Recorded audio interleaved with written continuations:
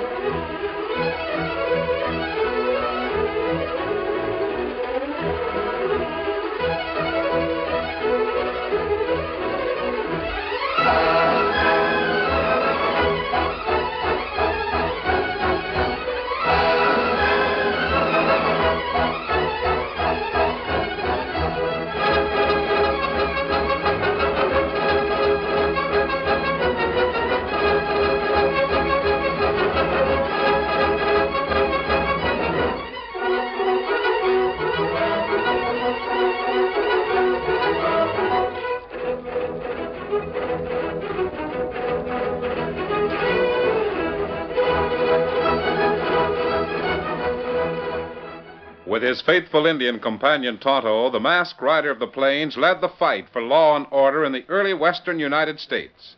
The stories of his strength and courage, his daring and resourcefulness have come down to us through the generations. And nowhere in the pages of history can one find a greater champion of justice. Return with us now to those thrilling days of yesteryear. From out of the past come the thundering hoofbeats of the great horse Silver. The Lone Ranger rides again. Come on, Silver! Hurry, big fellow! I'm Silver! Away!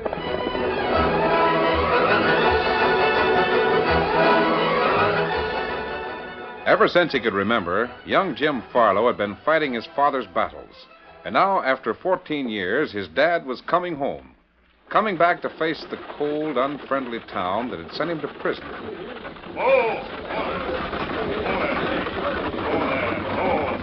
Young Jim watched the passengers as they clambered from the stage.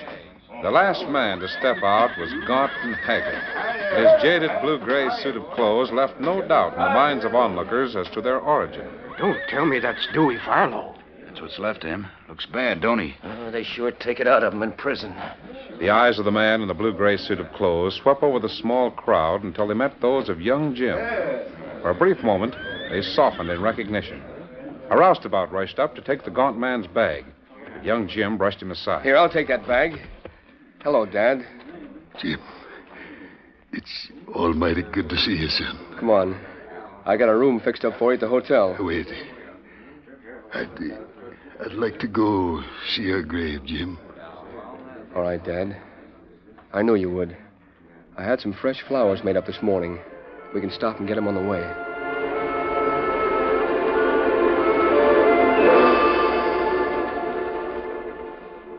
Every night I prayed for your mother. Jim tells me you always had faith in me.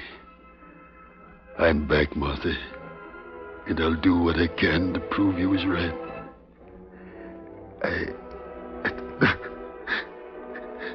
God bless you, darling. Come on, Dad. We'll see if we can prove it together.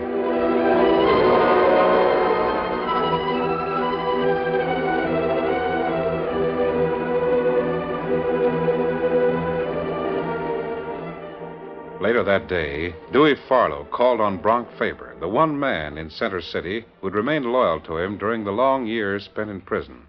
Young Jim was with his dad. Dewey, old man, what you need is some good outdoor exercise. Fresh air, plenty of good grub. You'll be a new man. Yes, I guess you're right, bro. And you won't get it hanging around a town like Center City.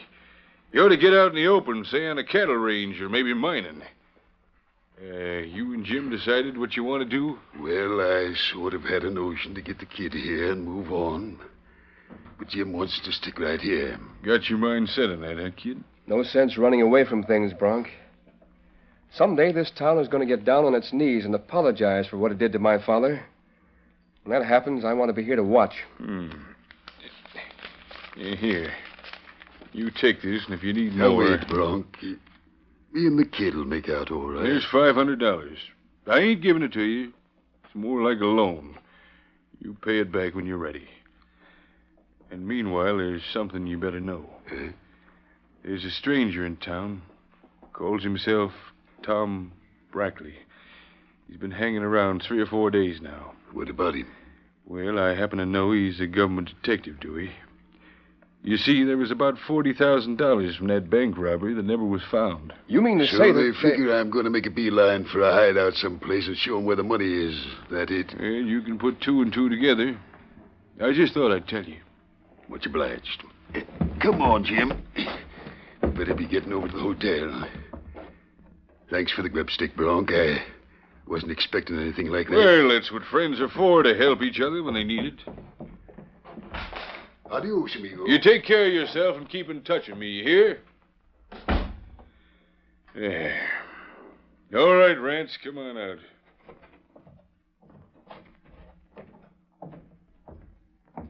Looks like you got things lined up pretty good, Bronk. Yeah, I was hoping they'd pull out for good. But, well, if they're going to stay on in Center City, there's only one thing to be done. I'm wondering what Dewey Farlow would say if he knew that his great, big-hearted friend Bronk Faber done the job that sent him to prison. That's a chance we ain't going to take. First, I never thought he'd come out of that prison alive, but he fooled us. He ain't too much alive at that. Well, too much to suit me. I want you to get busy. You can drop a couple of hints around the street that this fellow Brackley is a government man, see? And let it be known Dewey Farlow knows it, see? Yeah, sure, I get it. Then if something should happen to Mr. Brackley... Well, there ain't no if about it. Something's going to happen. And then Dewey Farlow ain't going to be around no more. Now, you clear out of here and get busy.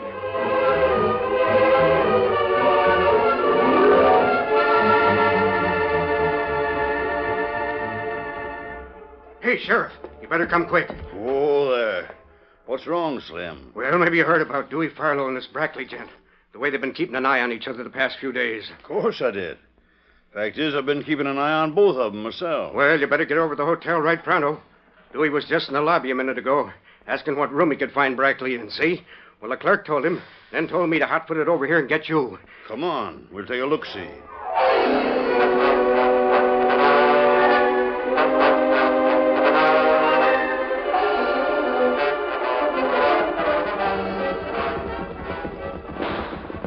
Oh, Silver, Oh, fella. Get your horses back off the trail. Hurry, Dan. Yes, sir. Come on, Victor. Come, Scout. Here, Silver. Easy, boy.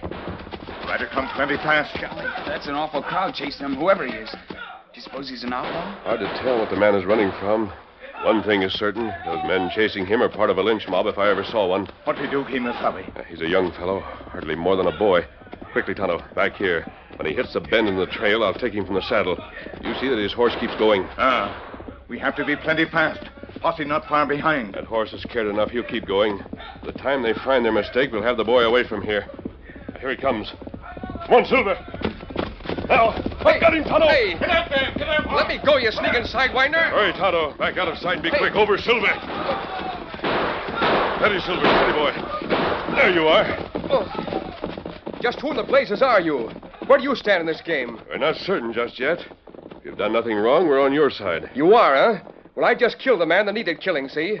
I've got my own ideas about what's right and what's wrong. As soon as that trail straightens out up ahead, those men will discover their mistake, and they'll be coming back. Come on. My horse will carry double. We'll get you out of here and then listen to what you have to say. Yeah? Why should I say anything to you?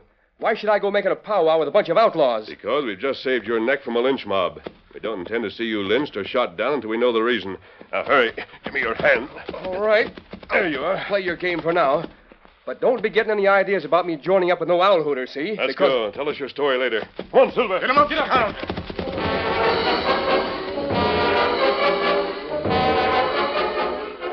At the Lone Ranger's camp, far back in the secluded foothills, the masked man and his friends listened to the grim story of young Jimmy Farlow.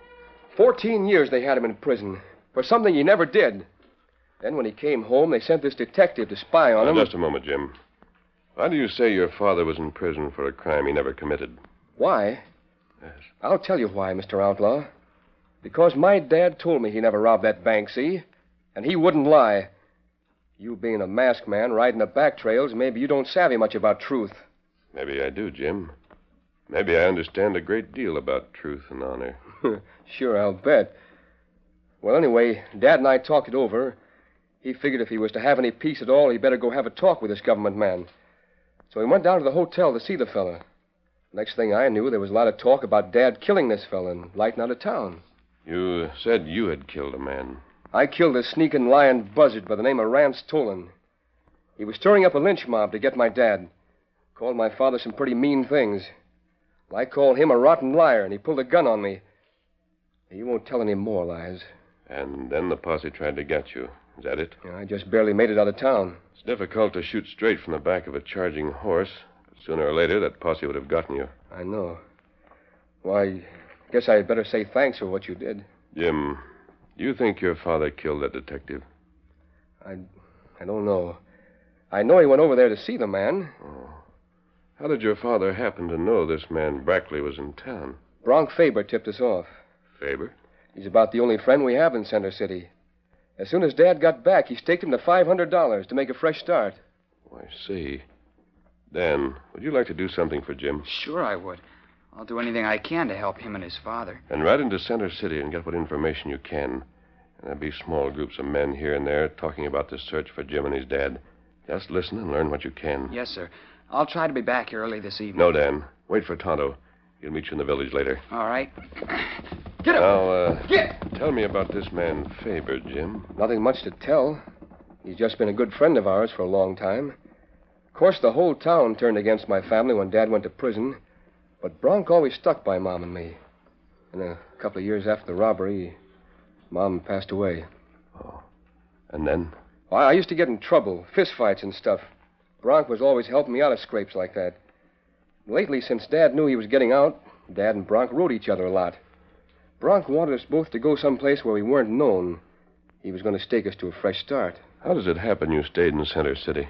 When Dad told me he wasn't guilty of that crime, I decided then and there to spend the rest of my life in Center City until I found out the truth. And that's what I'm going to do. Tonto. I'm sending you to Center City with a message. Who message for? For this man Faber that Jim has been telling us about. Here, I'll wrap it around this silver bullet. You see that Faber gets it.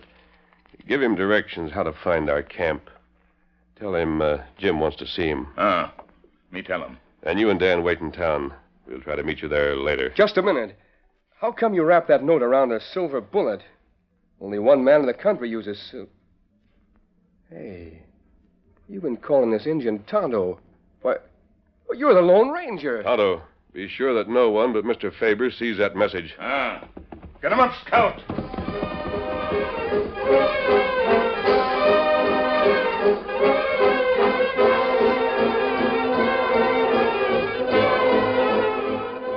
A few hours later in Center City, Bronk Faber was speaking to a group of hard-faced men in his office. Now, listen to me. This is the greatest piece of luck we ever had. I just found out where the kid is. Dewey's boy, the one killed Rance? He's hidden up in the hills with the gent you all heard about. What? Yeah, here's a note I got. Here's a silver bullet that was inside the note. Silver bullet? Sure. He's teamed up with the Lone Ranger.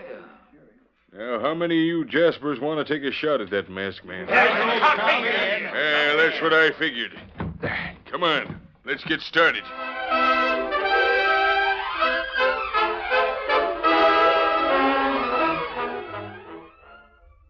The curtain falls on the first act of our Lone Ranger story. Before the next exciting scenes, please permit us to pause for just a few moments.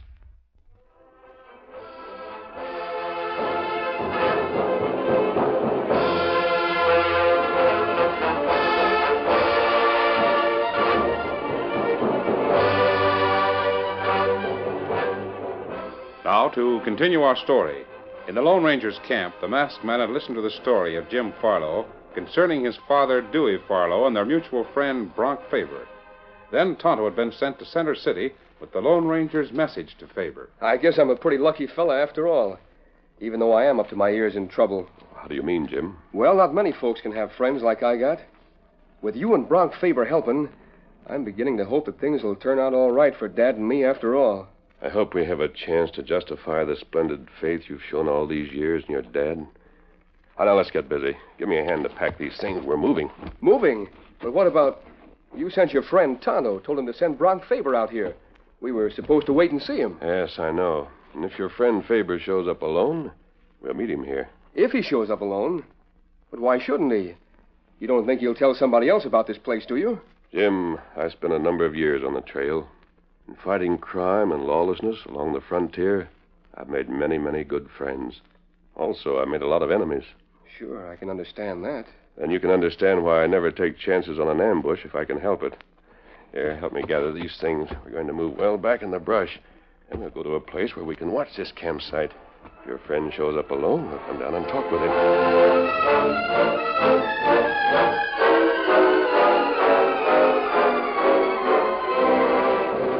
For an hour or more, the Lone Ranger and young Jimmy Farlow lay up on the sheltered rimrock, watching the trail.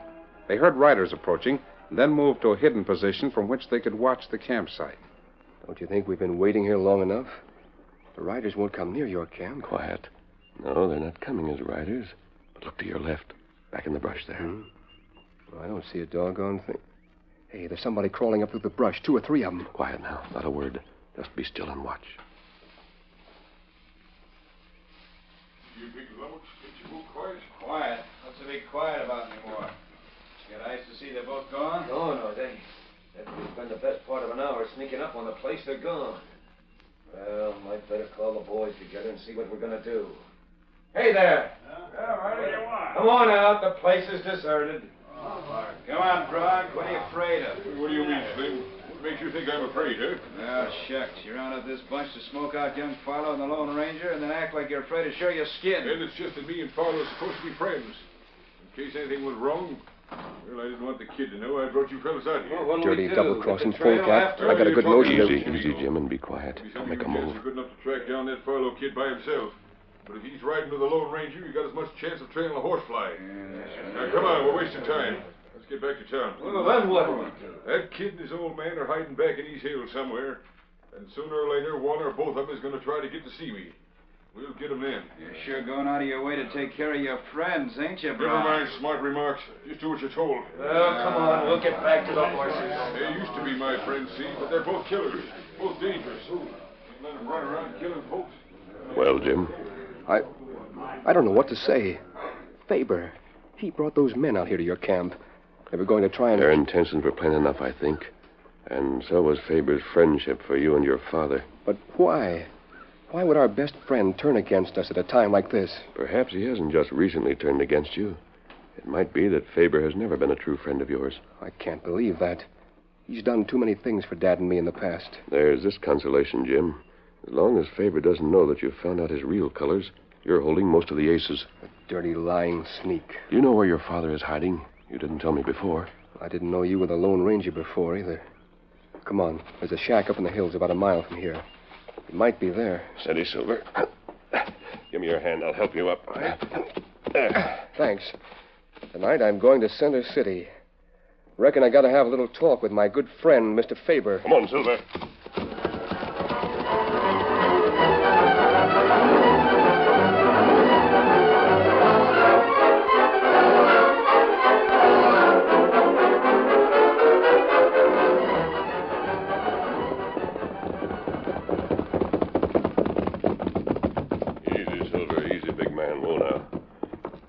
Place? That's the place. That's where I was heading for when you stopped me. You'd never have made it, Jim. Not with that posse throwing lead at you as they were. Come on. Steady, big fella.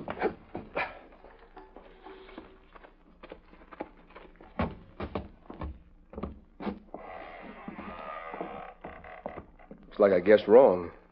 He's not here. You didn't guess wrong, Jim. He's up above, hiding in the loft. Huh? What? How can you tell? The dust is still settling to the floor. Evidently, your dad didn't want to make his presence known until he found out with whom you were traveling. Well, I'll be... Dad? You up there? If you're up there, Dad, it's all right to come down. This fellow with me's alone. Look out. Oh! You up there. Throw down that gun and be quick about it.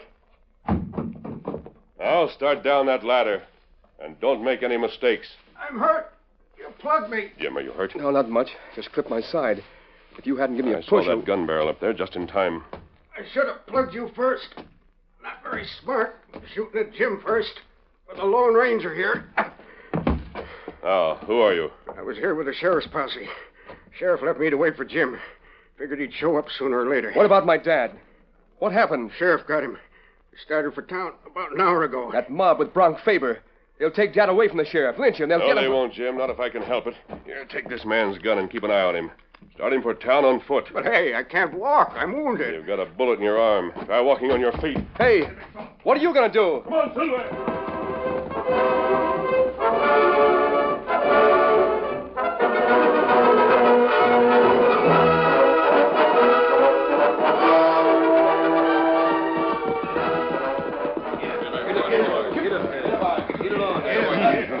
Sheriff, I told you a dozen times I never shot that government fella. Then what'd you light out for? You don't talk sense. 14 years ago, I might have tried talking sense. You men down there, unbuckle your guns and let them drop to the ground. He's up in them rocks. Hurry.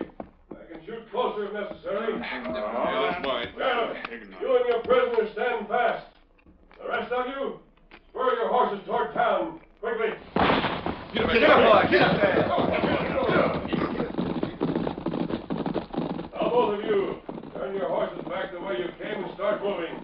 I'll catch up with you. Who's your partner, Dewey? He pulled that off pretty slick. I haven't the slightest idea who he is, what he's up to. Expect me to believe that? Oh, Silver, boy. Easy, go now. So you don't know him, Dewey? And him wearing a mask. Barlow never saw me before. Then just what game are you playing? I might be playing your game. You'll find out soon enough. Dewey, I just left your boy Jim back up the trail a little while ago. Is he all right, mister? Yes, though he came near being murdered by a lynch mob. The sheriff said Jim killed the man. Not too much of a man. The fellow had called you some hard names, and when Jim asked him to apologize, he went for his gun. Jim shot him in self-defense. I'm sure glad to get that straight. What about that lynch mob? It was led by a man named Bronk Faber. Faber? Oh, now, mister, you're talking plumb loco. Faber's the best friend I got. And you better watch your back when your best friend is around. Come on, we'll meet Jim on the trail, and he can tell you the story. Perhaps you'll believe him. Sheriff, you lead the way. Get up. Come on, get Silver. up.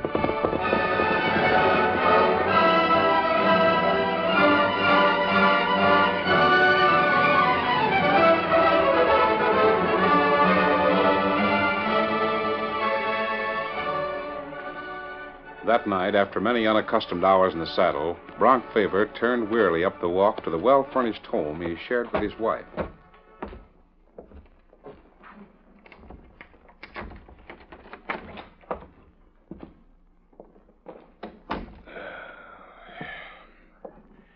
Sure can't hit the trail like you used to. Getting too old, I guess. Hey, who's there? It's me, Bronk. Dewey. What are you doing here? Sure is a nice place you got here, Bronk. Sure is nice. Yeah. Right after I went to prison, Jim wrote and said how well you was doing. How you had bought out the freight company and the hotel, and pretty soon you just about owned the town. Just what are you driving at, Philo? Me? Shucks, I was just thinking out loud, Bronk. Just thinking what a plumb lucky gent you always been. You was sure busted flat in a pancake when I left here 14 years ago. And inside of 6 months after I left, you save up $50,000. So after 14 years, it finally soaks through your thick head, does it? And then you got the gall to come here not even packing a gun. You're just plain stupid, Philo. Yeah. Reckon you're right, Bronk. So it was you pulled that bank job, eh? My good friend Bronk Faber. Well, just shows that a man ought to think with his head sometimes instead of his heart. But, hell, what are you pulling a gun on me for? There's a nice fat little reward out for your hide. Reckon I can use it. Later, when that sniveling kid of yours shows up around here, I'll take care of him. Bronk, I guess it don't make no difference now, but tell me, who killed that government detective Brackley? I done that for you, old pal. Now, you see, if you just left town, all this wouldn't have been necessary. But, well, now that you know what you know... Now, what the blazes? Hope you'll excuse the way I removed that gun from your hand, Faber. Sheriff, have you heard enough? I've heard plenty, Master. Yes, sir, Bronk. Now that I know what I know, I reckon things will be some different. You tricked me. Them fellas was hiding in the next room all the time. And you sure do talk when you figure on winding up with some one-way shooting for punctuation. Sheriff, you better get this dog out of my sight before I take a club and go to work on him. All right, Faber. Come on. Oh, after all these years, Dewey, you found out, eh? Go on, Sheriff. I'm with you. Go on. Get along. Someday, mister, me and Jim might be able to pay you back. That's right, Dad. We'll never forget what you done for us. Don't thank me, Mr. Farlow. Thank Jim here and yourself. Huh? When a boy shows as much love and loyalty for his father as Jim has shown for you, there must be something very fine about both of you. You've proved yourself to be a man among men. And Jim, well, even when the whole world was against you, Jim was still proud to call you his dad. Jim, boy, you reckon your mom heard what he said? A man among men. Yes, Dad. I reckon Mom's been waiting a long time to hear that. And if she were here, she'd be telling you how proud she is. So am I, Dad. I'll sit there.